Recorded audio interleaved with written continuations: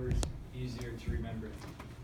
But how I like to, I guess a little bit about myself before. I was born and raised here in Bismarck. I went to Bismarck High. I was in your footsteps not too long ago, so go Demons. And now I'm a senior at the University of Mary studying history and education.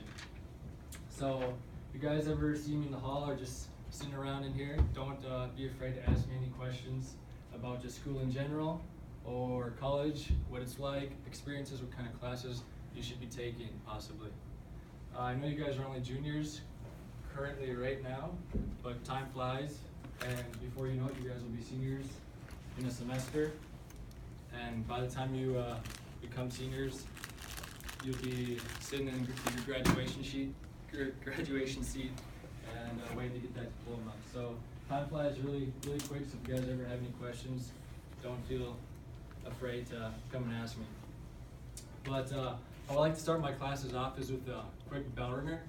And so I don't know if you guys are familiar with bell ringers or not, but you typically might have done them in other high school classes or possibly even middle school.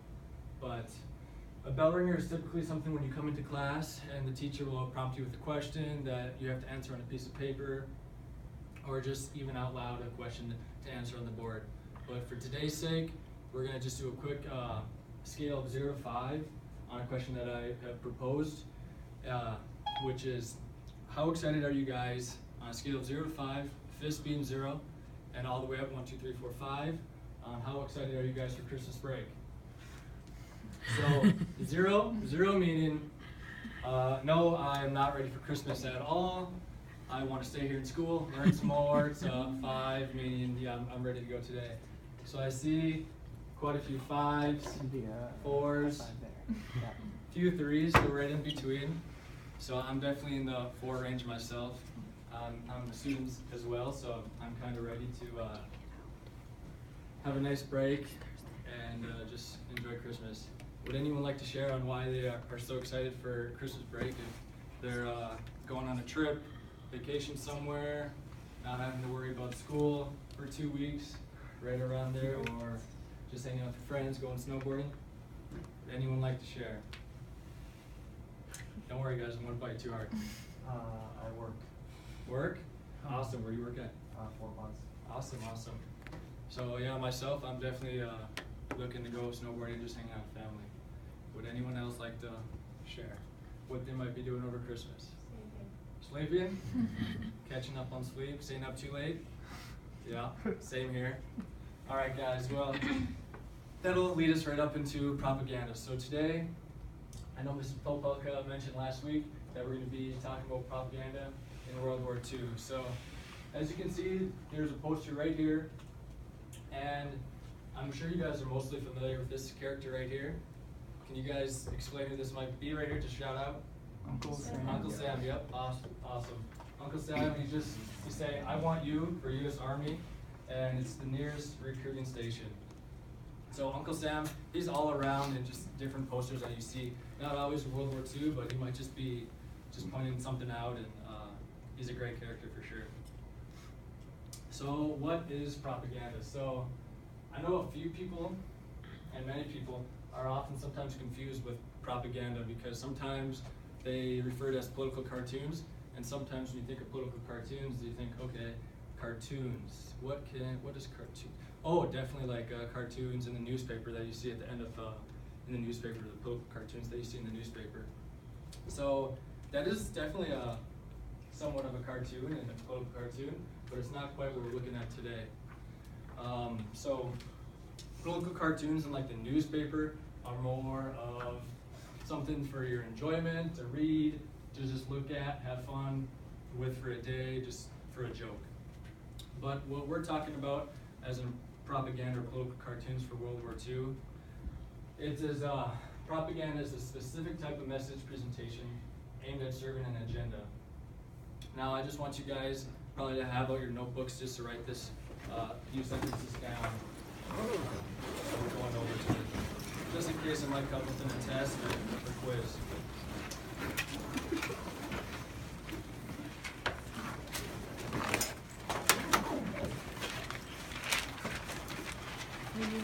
the same with the unit? Okay.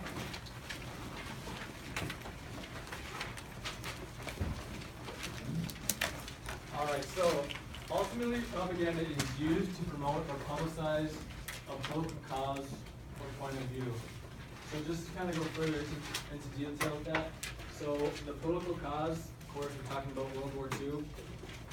And with propaganda posters, there are multiple points of view with propaganda posters, from just joining the war to buying war bonds, uniting people to come together to win the war ultimately. So whatever you can think of, there's always usually some type of propaganda that is out there.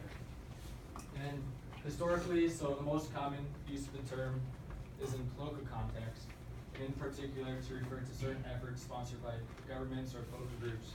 So the government would be always taking out these propaganda posters and putting them into the public square. So wherever you might be going, you're gonna see propaganda in the 1940s around town.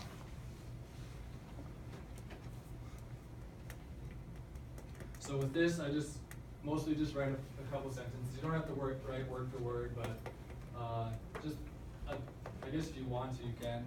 But if you want to summarize it, definitely would be the easiest thing to do. Just saying that it's serving an agenda, and propaganda is used to promote or publicize a political cause or point of view. Does everyone have that? Yeah? Okay, awesome. So, why do we use propaganda? Would anyone like to take a shot and explain why we think we might use propaganda? Sway the opinions of the public. Yep, absolutely. So, propaganda. Well, each of the nations which participated in World War II from 1939 to 1945 used propaganda posters. So each country had their own propaganda posters. But of course, today we're going to take a look at one German propaganda poster. But the hardest thing is to just read what they're trying to mention in their propaganda posters, because they're in a different language, and I don't know how to read German or etc. So it's kind of hard at times, but overall the message is quite the same and has one direct message. And so these messages could be justifying their involvement, recruiting men in a way to raise money and resources to sustain the military campaign. So if we look at the United States, justify their involvement. So of course we got involved with World War II after Pearl Harbor, once we got attacked. And so that is kind of what justified us to become involved. And so we used the propaganda posters to come out and say, hey, we should join the war in order to support our home front and our men that are going to war. And so people still debate, I guess, about it today and how it was, if going to war was justified from Pearl Harbor. So at that time in the 1940s, once we got attacked, everyone was quite ready to go to war, but some people still argue that wasn't really justified from the Japanese attacking us. And it's just kind of a hot debate, I guess. But ultimately, we decided to go to war. Also, propaganda posters were used to recruit men. So after Pearl Harbor, well, before Pearl Harbor, the men that we had in the military, it was a small number. And once the Japanese attacked us, the recruitment for men was huge, and propaganda posters helped to recruit those troops. And then ultimately, it was a way to raise money and resources to sustain the military campaign.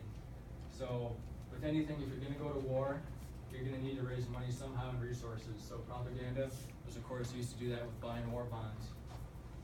So when you go to war, it's gonna cost $1,000 to supply those airplanes, those battleships, weapons, clothing for those men, and artillery.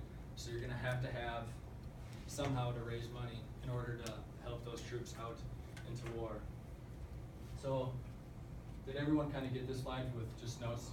Just mostly why propaganda posters were used, and this part up here too.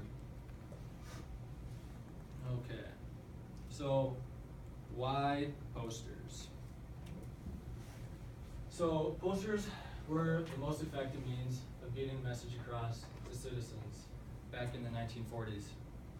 So, not everyone owned or had access to television or radios, you guys.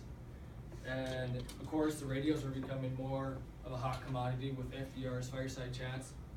But the television, if I believe it, came out a little after World War I. And television was kind of a delicacy. Of course, it's not like how it was today. It is today. It was black and white back then for the television. And it was very expensive to have. So usually the upper class only had those televisions. But the radios, of course, were a lot more accessible to anyone. From lower class all the way up to upper class. So it was easily obtainable, but of course, you still gotta think that some people